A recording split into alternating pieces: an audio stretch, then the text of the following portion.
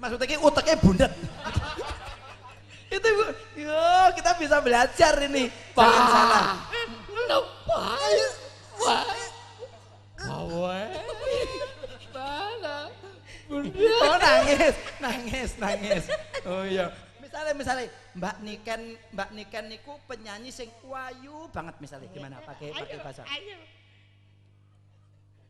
Mbak Niken ayu banget. Oh, ayu banget. Ya. Ya. Ini. Oce itu. C itu cantik. Ya. Cantik banget. Nah. Ya. Nah, aku dari misalnya. Dek Tejo, penyanyi yang sangat cakep. Sampai sekarang belum. Dek Tejo. Nah, yang sangat cakep. Rasa jelaske pakai kode syarat Bang. Ya. Iya. Lah ngopo kok nganggo ngene barang Bu kira aku naik. Ora. Masa ngene barang. Iki Tejo kuwi penyanyi cakep, ijek enom ning urung ndek bojo. Lah bojo kok ngene. Oh ki pelanggaran iki. Lah kok pelanggaran. Bojo kok ngene. Ora ngono. Lah apa?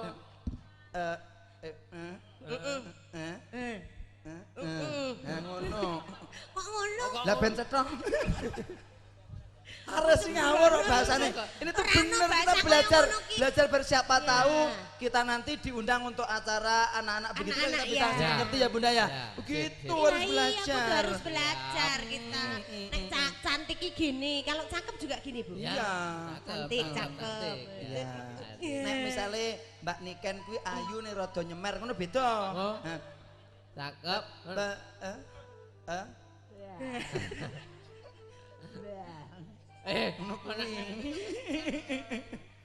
Silakan dilanjutkan lek kula nuwun. Silakan Mer. Dulur-dulur Rejosari ya. Nggih, katur ugi ngaturaken kula nuwun dumateng sedulur-sedulur wonten Rejosari Semin sedaya mawon. Bapak Ibu para tamu sugeng rawuh, sugeng ngerahapi pasugatan ingkang sampun samekta, sinambing laras campur sari ringkes guntur madu ingkang mijil saking tlatah Karangsari. Semin ingkang pun pangarsani Mas Joko Triwahyudi. Mugi-mugi sakit ngrembaka. Ngaten, amin. Kalian matur Pak Haryanto sugeng lenggah. Pak Haryanto sugeng lenggah sedaya mawon sekeluarga. Menawi Bapak menika Mbah Mantan sugeng lenggah. Mbah Mantan sugeng Mbah lenggah. Mantan Lurah menika. Sedaya mawon. Nek sekarang lagi Mas Tani Mbah Mantan, tapi nek zaman-zaman biyen pripun? Mbah Dongkol, iki nggih sami. Nggih kula nggih padha. Oh ngono. Dadi kaya Mbah Naris yo Mbah Dongkol. Dongkol piye? Dongkol maling biyen. Tegese iki mantan tukang maling ilmu iki lho. Conjoke ilmu kono tularke anak putune ngono. Masa aku kok bagiane sing elek-elek mesti nggo Mas Aris lho. Masa aku dalem jarene iki opo ku iki? Bahasane orang kenal. Maksudnya belum menikah, belum menikah. Kita hadirkan ini tembang ini termasuk kesukaan Pak Haryanto. Ya, lagunya koleksi Mas Mantos. Menapa kan Sing Mas? rada bumiak sithik. Injih. Dengarkan yang berikut ini. Guntur Madu. Musik.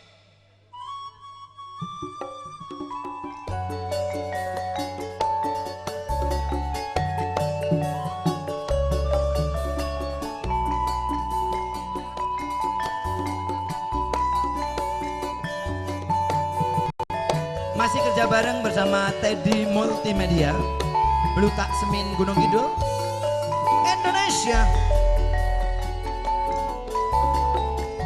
Lebih becik lara untuk daripada sirah ngeluh sakit cinta, sakit rindu yen bengi ra bisa turu yen awan ra doyan mangan amariku tansah kelingan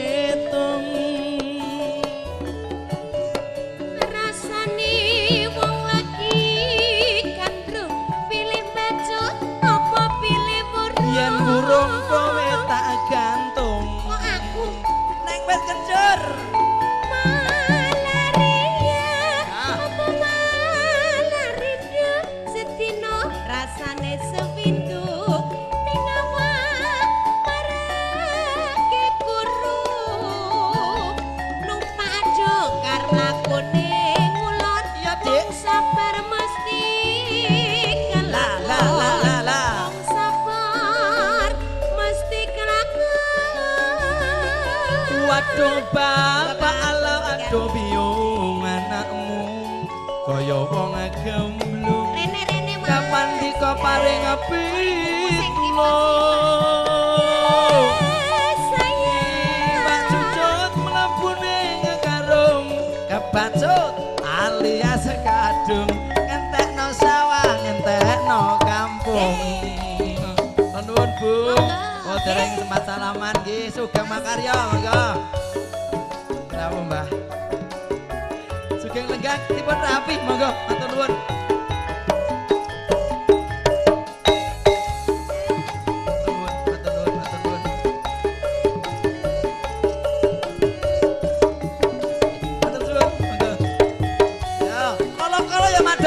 dulur-dulur Bandungan ben mirsani.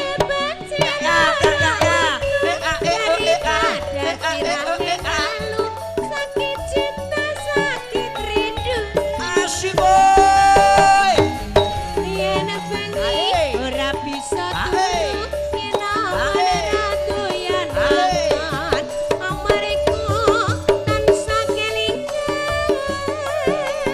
Betul kowe bener kandamu. Acah ayu tak tunggu-tunggu Nuralia ya mung sliramu Rina wengi dadi impenku wani sumpah apa njalukmu Duh cah ayu aja guyang guyu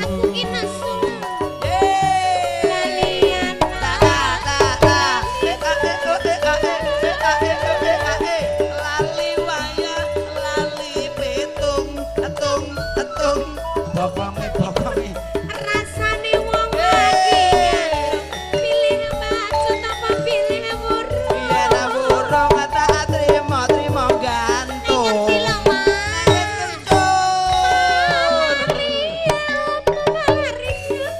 Ya pisan meneh Rasane sewindu ning awak barake guru. Numpak do karo mlakune ngulon wong sabar mesti kelakon wong sabar mesti kelakon Waduh bapak ala aduh biung anakmu kaya wong gemblung kapan dika paring pitulung iwak cucut mlebu ning karung kebacut alias kadung entekno sawah entekno kampung musik Guntur Madu musik asik ae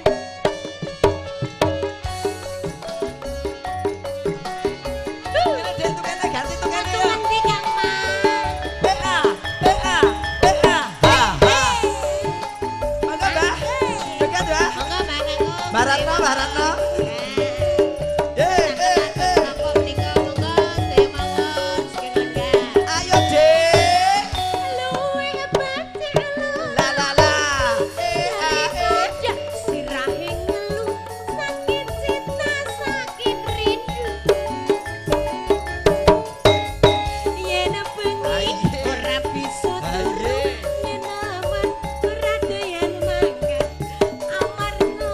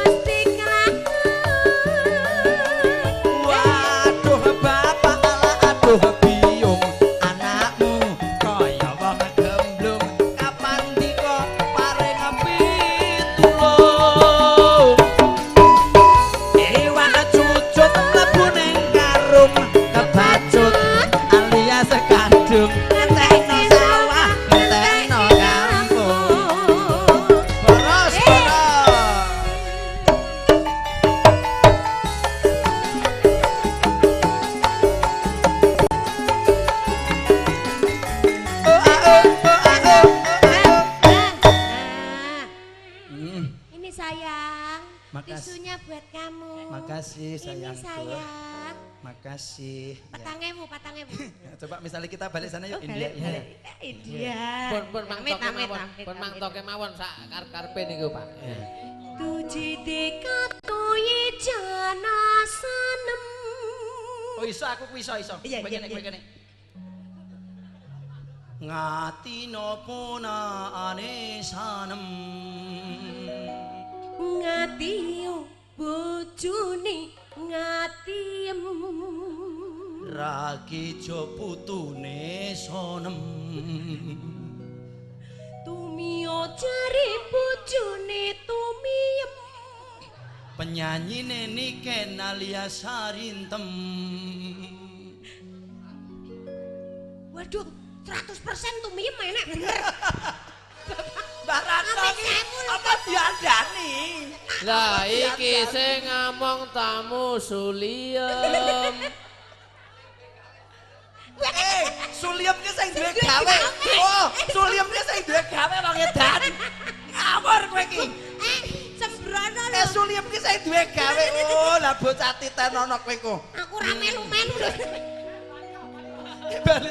Bali rene aja mulai. Yo sing duwe gawe ki suwe mbok anake. Wong ki lagu India. Wah, Nyon ngapunten karo Ibu. lagu India lho. Lah iki lho Suliem mesam-mesem.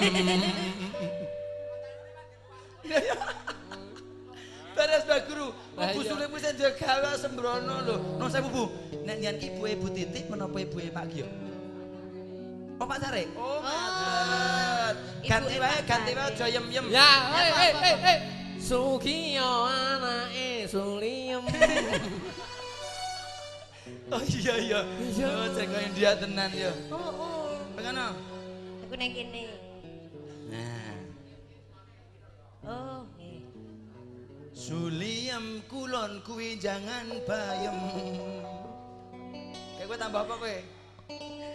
Mujiman saiki mendem. Mulane ra iso mingkem. Ki ayo do merem. Kayak nggon TV kae lho, ganti lagu aja kuwi. Lagune apa Mas lagune? Hey, kere wae gaya. Oh, kae. Kere wae gaya. Kerewe gaya. Kerewe gaya. Kerewe gaya. Kere gaya. Kere wae gaya. Kere wae gaya. Kere wae gaya. Kerewe gaya. Kerewe gaya. Kerewe gaya.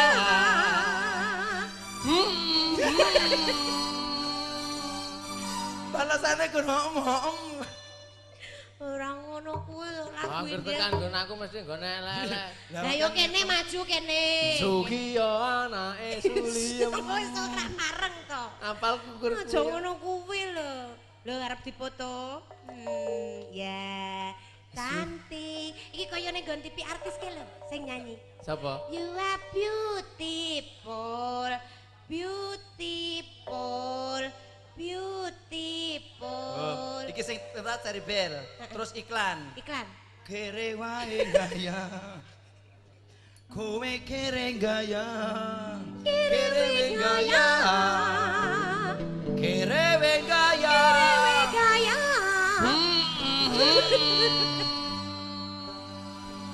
Lanjut. Sugiyo anake Suliem. Ora gathuk tutu. Ora gathuk. Gabungane lagu iki. Ayo, sini di Alvino sini. Ya. Sini. Mau ikut Ano? nyanyi ya? Ade Alvino Ya. sama Mbak Dian. Sini Mbak Dian. Sini Dian. ya, cantik Ya. ya, mari. Ntar adik-adik bertiga ini mau nyanyi. Oh, Kan ya. bajunya ada seragam. Kamu siapa namanya kamu? Ninda. Mbak Ninda, Mbak Ninda. Mbak Dian, sama Dian. kamu Mbak siapa? Teplok. Mbak Silva. Mbak Yulfa. Oh, tak kira nek- Yulfa, Ninda, dan Dian juga Mas Alvino. Ya. Nanti mau nyanyi lagunya ciptaan Papa T Bob. Oh, Apa? apa itu? Oplosan. Weh, Oplosan Popate papate bobok. bobok. Tenduk seragam baju cantik. Sini mau nyanyi. Entar. Oh nanti. Dian. Matur nuwun Mas Are. Ninda, Mbak Dian, Mbak Ninda sama Mbak Zulfa. Ya. Mbak Sama Mas Zulfa. Alvino. Oke. Nanti pimpinannya Neng sing nyanyi Nanti Mbah dalam Guru. Trio sendir Kok trio sentir? Ladian. Monggo-monggo pun lajengaken. Nggih, oke. Nika sampun nedahaken wanci tabus setengah setunggal rumah leren. Yuk kene. Dendang. Maju meneh. Kene lagune iki jane iki sapa? Kene kok akeh banget sing anu deh. Ya duet, lagunipun duet. Ini lagunya dangdut juga apa-apa. Bae, yuk ya.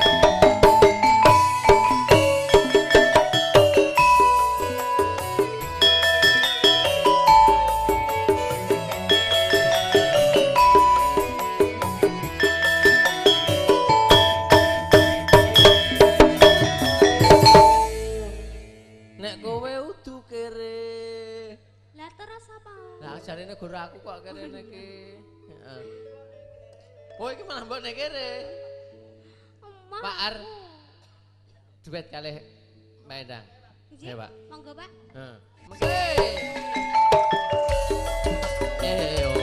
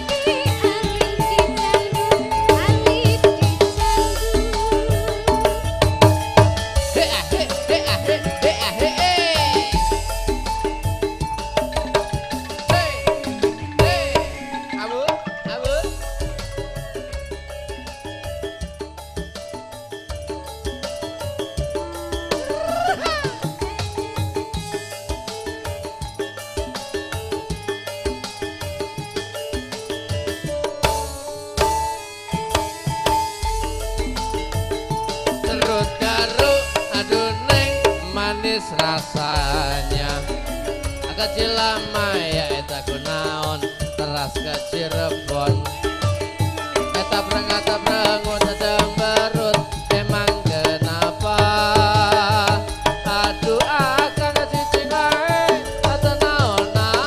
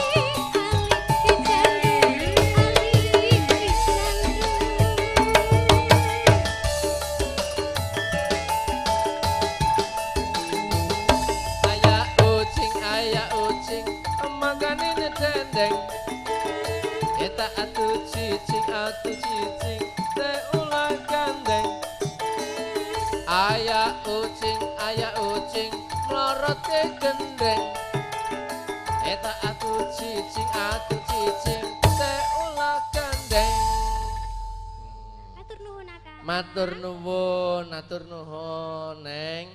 Iya iki ya sisan bawa bajing loncat no kaya apa ya diaturke Simbah Suliem. Nah, Kebo Jawa Baratan bawa bajing loncat diaturke Ibu Suliem. Muga-muga tansah pinaringan sehat ya Mbok ya lemah anak putu nggih. Amin. Menika Mbak Endang menika sering nderekaken Pak Dalang Pak Sino Nugroho. Biasanya pun khasnya bajing loncat. Nah,